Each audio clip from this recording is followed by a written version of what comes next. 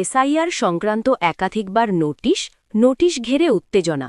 পাঁশকুড়ার রাধামণি রাজ্য সড়ক অবরোধ করে বিক্ষোভ দেখালেন কয়েকশো বাসিন্দা। এসআইআর সংক্রান্ত একাধিকবার নোটিশ দেওয়ার অভিযোগকে কেন্দ্র করে উত্তেজনা ছড়াল পূর্ব মেদিনীপুরের পাঁশকুড়া রাধামণি রাজ্য সড়কে। মঙ্গলবার সকালে ওই রাজ্য সড়ক অবরোধ করে বিক্ষোভ দেখান এলাকার কয়েকশো বাসিন্দা। অবরোধকারীদের অভিযোগ, তমলুক ব্লকের অন্তর্গত মান্দারগড়, দরজা এবং যশোরডুমুর এলাকার বাসিন্দাদের বারবার এসআইআর সংক্রান্ত নোটিশ পাঠানো হচ্ছে। তাদের দাবি, কোনো যুক্তিসঙ্গত কারণ ছাড়াই প্রশাসনের তরফে এভাবে নোটিশ দিয়ে সাধারণ মানুষকে অযথা হয়রানি করা হচ্ছে। মঙ্গলবার সকাল প্রায় 10:30 নাগাদ পাঁশকুড়া রাধামণি রাজ্য সড়কের নিমতলা এলাকায় কয়েকশো মানুষ একত্রিত হয়ে পথ অবরোধ করেন। এর জেরে রাজ্য সড়কে যান চলাচল সম্পূর্ণভাবে বন্ধ হয়ে যায় এবং দীর্ঘ যানজটের সৃষ্টি হয়। খবর পেয়ে দ্রুত ঘটনাস্থলে পৌঁছায় তমলুক থানার পুলিশ পরিস্থিতি নিয়ন্ত্রণে আনার চেষ্টা করে এবং অবরোধকারীদের সঙ্গে কথা বলে। বিক্ষোভকারীরা জানান, তারা সাধারণ মানুষ হয়েও বারবার নোটিশ পাওয়ায় আতঙ্কিত ও বিরক্ত। তাদের বক্তব্য, কোনো পরিষ্কার ব্যাখ্যা বা নির্দিষ্ট কারণ না জানিয়েই প্রশাসনের তরফে এই নোটিশ পাঠানো হচ্ছে, যা তাদের স্বাভাবিক জীবনযাত্রাকে ব্যাহত করছে।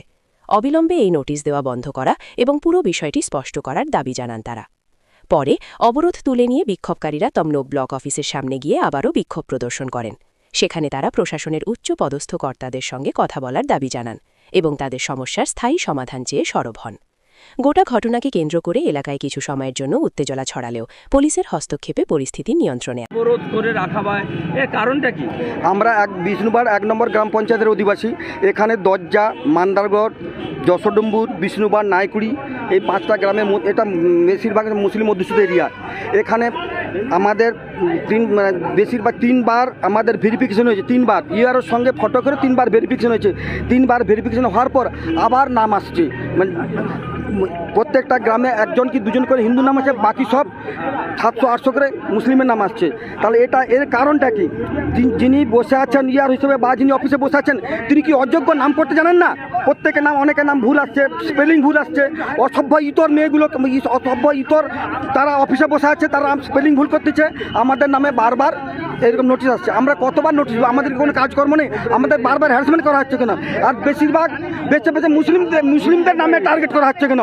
এটা তো একটা সাম্প্রদায়িক ইস্যু, এটা সাম্প্রদায়িক ইস্যু। আপনার নাম? আমার নাম মেহবুব আলী। কোথাকার বাসিন্দা? আমি যশোরডুমুর গ্রামের বাসিন্দা। আজকে অবরোধটা কোথায় হয়েছে? আর অবরোধ আমাদের নিমতলার দরজাতে হয়েছে। আমরা 10:30 থেকে করছি, 10:30 থেকে এখন বর্তমানে। এখন কি বলবো? পুলিশ বলেছে একটা বিডিওর সঙ্গে, প্রশাসনের সঙ্গে একটা আলোচনা করে, তারপর ডিএমের সঙ্গে আলোচনা করবেন, তারপরে করবেন। যদি সুরাহা না হয় আমরা এটা লাগাতার আন্দোলন করে যাব, লাগাতার আমরা অবরোধ করে যাব। দেখি কবে না সুরাহা হয়। এটা পুরো গৃহযুদ্ধ লাগানোর চেষ্টা হচ্ছে, হিন্দু মুসলিমের গৃহযুদ্ধ লাগানোর চেষ্টা হচ্ছে। আমরা এখানে খুব শান্তিপূর্ণভাবে বাস করি, হিন্দু মুসলিম খুব শান্তিপূর্ণভাবে বাস করি। আমাদের সঙ্গে কারো কোনো কোনো বিরোধ নেই, হিন্দু মুসলিম খুব সুষ্ঠুভাবে আমরা বাস করি। কিন্তু যেভাবে বেছে 1জন হিন্দু, বাকি আমাদের যশোরডুমুর গ্রামে 350 থেকে 400 মুসলমানের নামে নোটিশ আসছে, একটা মাত্র হিন্দুর নাম। এটা আবার কী করে সম্ভব? হিন্দুরা লিখতে জানে, মুসলমানরা কি লিখতে জানে না? এইভাবে বারবার কেন আমাদের হ্যারাসমেন্ট করা হচ্ছে, বেছে টার্গেট করা হচ্ছে কেন? এটা তো একটা পুরো গৃহযুদ্ধ লাগানোর চেষ্টা হচ্ছে, হিন্দু মুসলমান গৃহযুদ্ধ লাগানোর চেষ্টা করা হচ্ছে। এটা তো আমরা সুরাহা চাই। যদি না হয় আমরা আবার লাগাতার আন্দোলন করে যাবো, লাগাতার পথ অবরোধ করে যাবো।